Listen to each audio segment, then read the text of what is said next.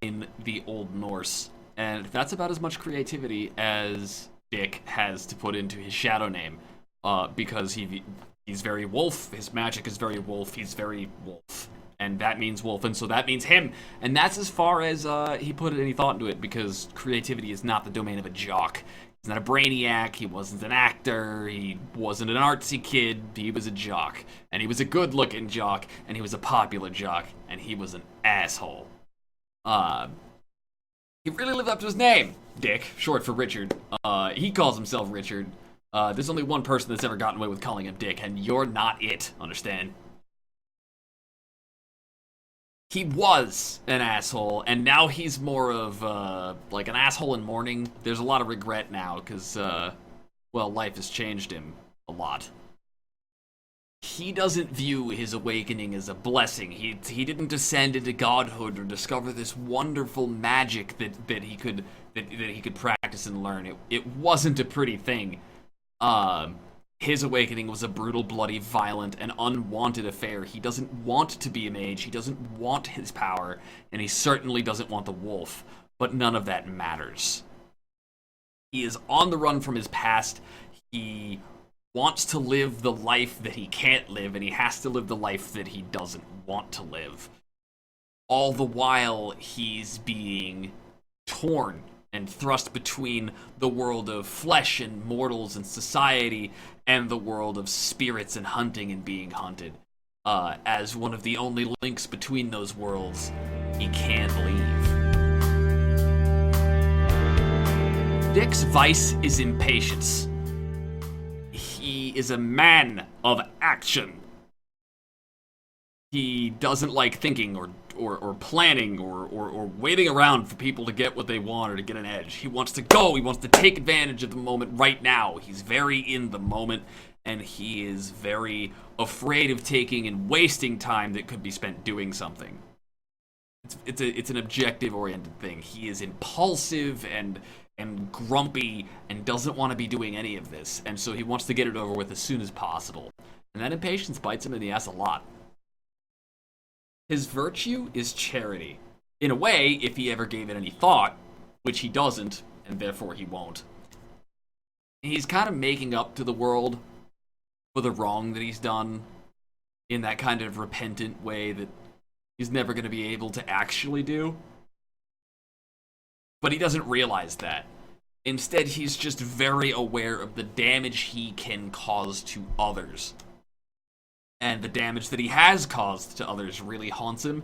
He doesn't want to do that again. He's looking to make people's lives better, not worse. Even if he's making those lives better through the application of the only power he has, which is typically violence. He's still very conscious of others as opposed to himself. The things that really fuck with Dick. As a character whose soul is no longer strictly human, whose mind is no longer strictly human, he is that beast. He still has that inner predator that he struggles with day in and day out that is very alien to who he used to be.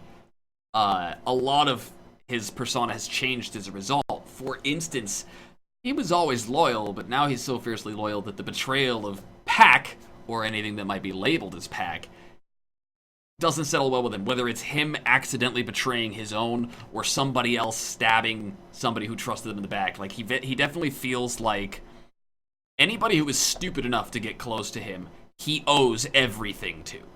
And if he were to disrespect that not only by not paying it its due, but also spitting in their face and betraying them, he wouldn't know what to do with himself, because he would have become the monster that he's afraid he is. Long-term imprisonment. He's on the run. He's wanted and suspected of murder. If he were ever to get caught and thrown in jail, he would snap. The part of him that is new, this wolf spirit in him, really needs to be free to run, to roam, to explore, and to live in a world that is just there to be lived in. On the flip side, he's never done well with closed spaces, and that only seems to have gotten worse as time has gone by, and he's turned into a monster, afraid of small spaces. Shut up, alright? He's manly. He's very manly, and you can't convince him otherwise, okay? Alright? Ulfir is horrified that he's going to lose control again, and that people who don't deserve to be hurt are going to be hurt again by his lack of control. He's gonna slip, he's gonna fuck up, he's gonna frenzy, he's gonna go berserk when he doesn't want to. He's gonna lose it, and other people are gonna pay the price for his lack of self-control. He is dangerous. He does not like being dangerous. It is not a moment of badassery. It is a moment of insufficiency. Like he's not in control of himself, and that's not cool. It's childlike to not be able to keep yourself in check, and he has a harder time keeping himself in check than anybody else. And to make matters worse, when he does not keep himself in check, the consequences are way more violent, way more bloody, and way more impactful than when somebody else just snaps and says a few bad things that they don't actually mean. Following up on this whole thing about self-control and his focus on being in control of himself, mind control, telepathy, people getting into his head, people influencing him with mental magic, really sets him off. His term for it is mind rape, and that's just about how he feels about it. He struggles so much to keep himself in control that somebody else wresting that control, what little control he has from him, makes matters worse, because then he's just a weapon for somebody else to use to hurt innocent people. Even if it's not intentional on their part, even if they were trying to help him, they're risking innocent people, and he would be the one who had to answer for it because they were his hands, his claws, his fangs that everybody would be hurt by. When he was a kid, he had a dog. Now that he's of age, he is a dog.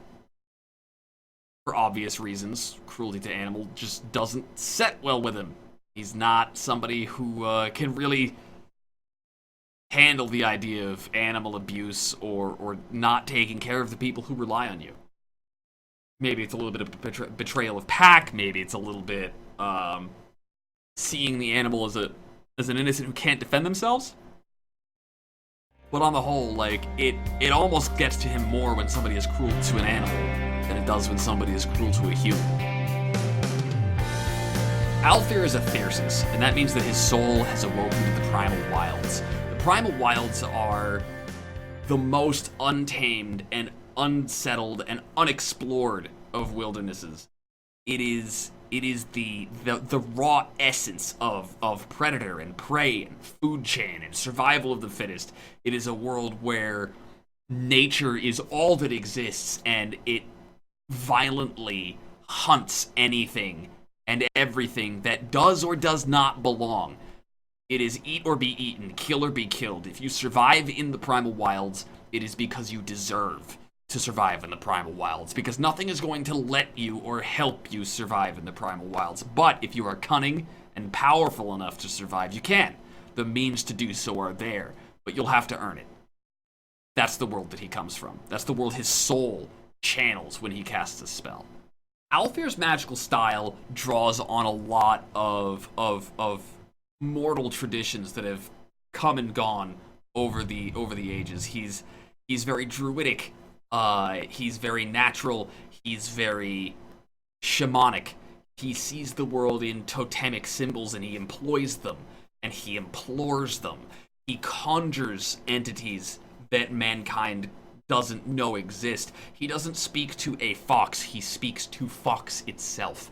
He doesn't just command water, he has a relationship with water, fire, earth, and air. He knows its place. He doesn't just heal people, he channels Gaia.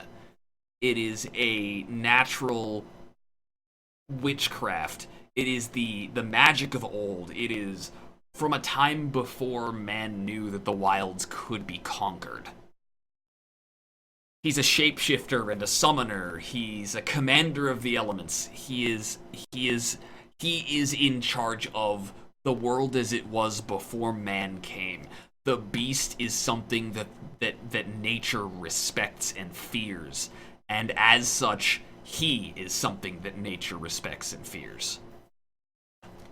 Ulfir's aura really epitomizes what he is in the mythological and classical sense of fantasy. He's a werewolf, but not the lycanthrope or the infected horror monster of modern movies. He's a person who uses magic to take the form of a wolf, or depending on how you look at it, he's a wolf who uses magic to take the form of a person.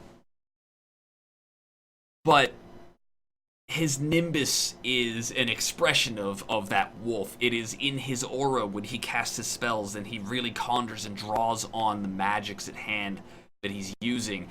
That's when you can really feel the werewolf in the room. That is where you can sense the predator in him. That is where he is so much more present than anybody else in the room. That's when you can almost hear the howls on the wind, or the moonlight coming in through the window is so much more important for some reason, so much more vibrant and saturated. You become so much more aware of the basic realities of life that you have to attend to. You need shelter, you need food, you need water, you need rest. You have young to care to, you have a mate to look after. Those are the things on your mind if you aren't afraid. You're very aware of who your allies are and who your enemies are. You are a pack creature, but you're not in it as a social entity. You're not thinking in terms of the social contract. People in the presence of his magical aura, when he really conjures his power, tend to forget things outside of the real politic or the practical or the natural. It really calls down to the hunter-gatherer, the hunter-gatherer, to the predation pursuit, to the concept of the human being as an animal as opposed to as a person. Dick is an apprentice of forces.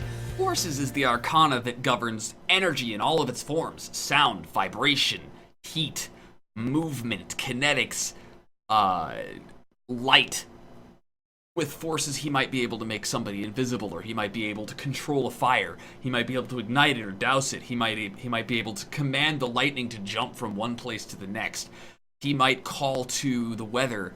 He might hurl things with the power of his mind. He is, in turn, an apprentice of matter. To him, though, rather than being something that interacts with machines and tools, matter, while it is the arcanum that definitely works with solid things, and it interacts with all that exists in a tangible form, to him, all of those tangible things break down into earth, such as most solids, or air, such as most gases, liquids and water. Between the Arcanum of Forces and the Arcanum of Matter, he has a command over all four elements. And there are many variations, depending on which culture you're looking at it through the mythological lens of. Dick is an adept of life. Life is the Arcanum that governs living things. He can, at a very basic level, he can interact with living things in ways that you can't.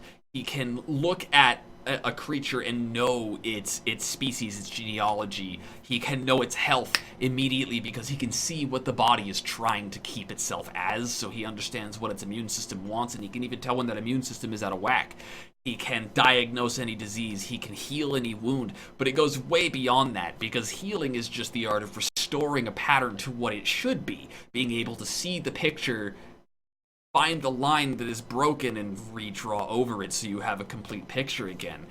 But that's not where it stops. He can communicate with the animals. He can interact with them. He can shapeshift himself and other things. He can turn a pine cone into a horde of wasps. He can turn the algae in seawater into delicious food. He could sustain himself on nothing but oxygen or grant himself the power of photosynthesis. Most commonly, he uses this ability to give himself the traits of a wolf, to give himself the senses of a wolf, because he's capable of mixing and matching different elements of different creatures. The wings of a bat could be given to a house cat, or the digitigrade legs of a canine could be given to a human being. He could give himself the ability to see at night with cat's eyes, or he could give himself the sonar, the radar of a bat. to see in the dark without having to use light. Finally, while he is less studied in a variety of arcana like his Cabal mate Omen, he is very good at the 2 or 4 that he has. Spirit being the last one. The Arcanum of Spirit is, in order to understand Spirit, you have to understand spirits, because in the universe that this game takes place in, there is another world. There is, I don't want to use the term astral reality because that's actually reserved for a different frequency, but this is a separate frequency of reality where spirits specifically exist. It's another dimension, and that dimension is protected from our world by means of a barrier we call the Gauntlet, and it is populated by the essence of all things given sapience. To reference Plato's Cave, the shadow that is cast on the wall is an instance of a thing. And the thing that casts that shadow, the chair, let's take chairs for an example. The chair, of which all chairs are just a reflection, the ideal center point of the idea of chairs, that's an essence in this world. And essence is not only a form of energy, but it is also like a kind of creature where the essence of chair can gain sapience, and it can gain sentience and a mind. And it wants everything a chair would want. And it wants you to do things for it that a chair would want you to do for it. Maybe it wants to be moved closer to the table because that's where it belongs, or maybe it wants to be sit in on the regular, or maybe it wants to be sat in by somebody who's more important, because that's what a chair would view as advancement or fulfilling its purpose or being what it is. It's not a chair if nobody sits in it, is it? Meanwhile, that chair spirit that we're discussing might have powers beyond those of the mage who summoned it, or it might have strange abilities that the mage might want the chair to use for it. Another example is the god of a singular river, the spirit that watches over a grove. Maybe this grove has been a place where lovers over the centuries have just fallen in love together. Maybe that's because there's a spirit of love there, and maybe that spirit of love has the ability to influence relationships, bless couples. It might have the ability to bless somebody with fertility, or it might have the ability to give you that edge you need to say just the right thing to calm your stressed out lover down.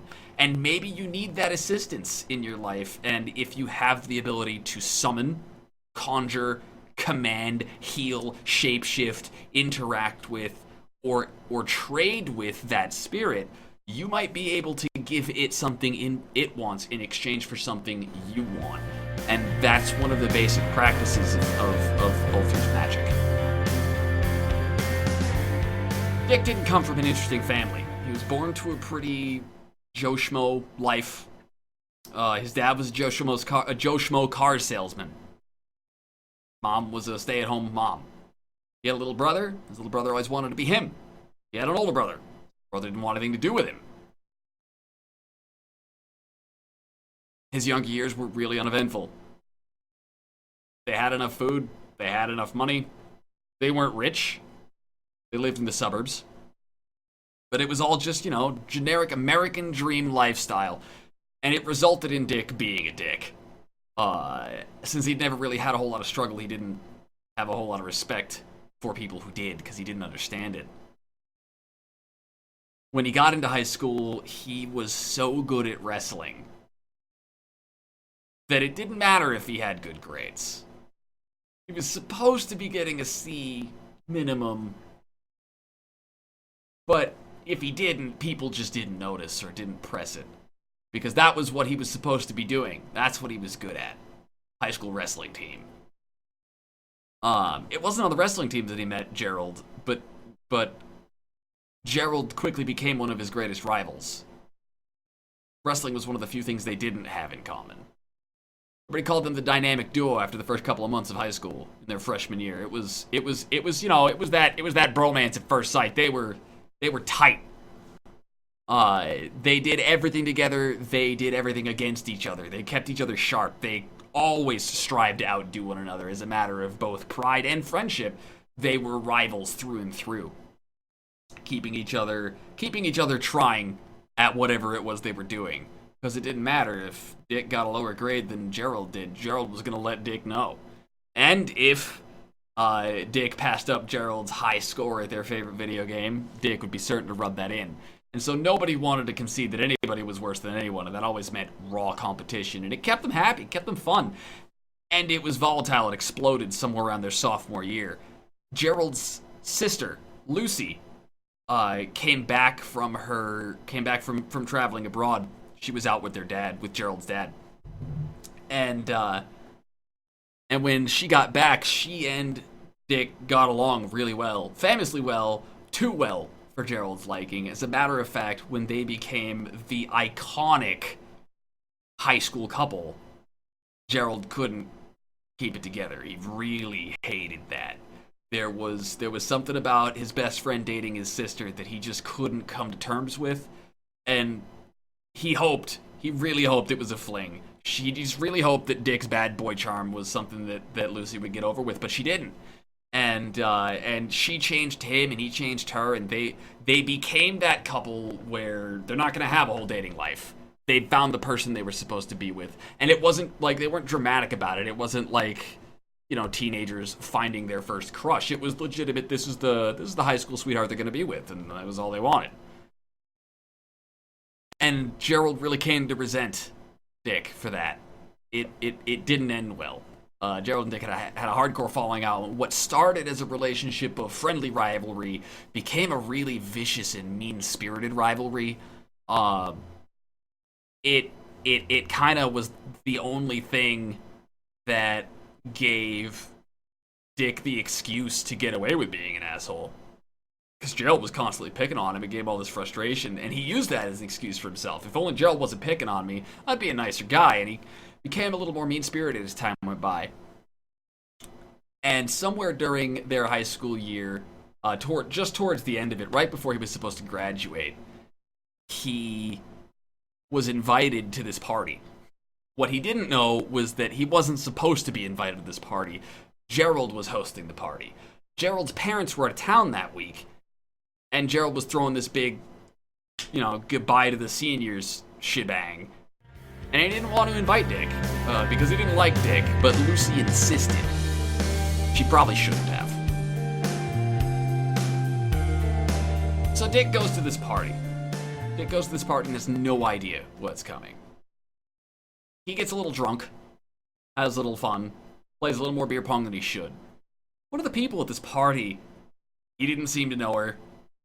Nobody else seemed to know her, but there she was, and nobody really seemed to question it in that weird way. Now that he looks back at it, it's definitely alarming. But at the time, it just, whatever, somebody came into a party that nobody knew. It was open door. So Dick is playing beer pong with this person he doesn't know anything about. And Dick was a horribly sore loser. And over the years of his interactions with Gerald, he'd learned to be a really sore winner as well. And this perfectly polite stranger was no exception to that sore winner rule that Gerald and Dick seemed to live by with each other. And so Dick was an asshole when he won. And this stranger looked at him across the beer pong table and said, "You're an asshole. I hereby curse you with a great and terrible power." Which Dick looked at and justifiably had no idea what to do with, because what the fuck? That was the weirdest thing. But you know what? They were drinking. It was beer pong. This kid was probably just, you know, she was just a freak, a weirdo, one of those D&D nerds that he didn't like. And a couple of days go by, and he doesn't even think about it, really. I mean, it sent shivers down his spine at the time, but he wasn't the type to let stuff haunt him.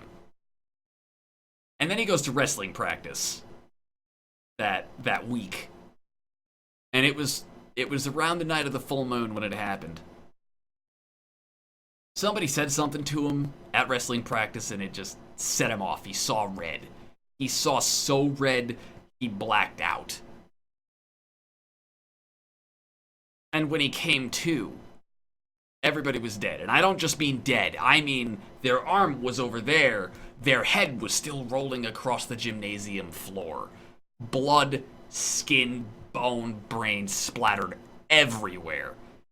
And looking down at his hands, he sees claws retracting back into his fingers, and he freaks out. And he runs. He runs and he runs and he runs. And he's eventually scooped up into mage culture because that was his awakening as a mage, and that was the calling of the primal wild and his inner wolf taking their real form and giving him abilities he didn't know how to control. And he would learn to control them, and he would learn to hate them, and they would learn to hate him. But that's a story for another time. For now, Dick is on the run because he's suspected of either being the victim of a murder or the perpetrator of a murder. And it's not the kind of murder people are just going to let the investigation die down on anytime soon. He's left Lucy behind with no warning, and he doesn't know how to handle that. But he can't go back to her, because he's a monster now. What if he freaks out again? What's he supposed to tell her? I've got magical powers, and oh, by the way, I'm a werewolf? He can't stand the fact that he's abandoned his little brother, or his older brother, or his family, because they didn't deserve that. And for the first time in his life,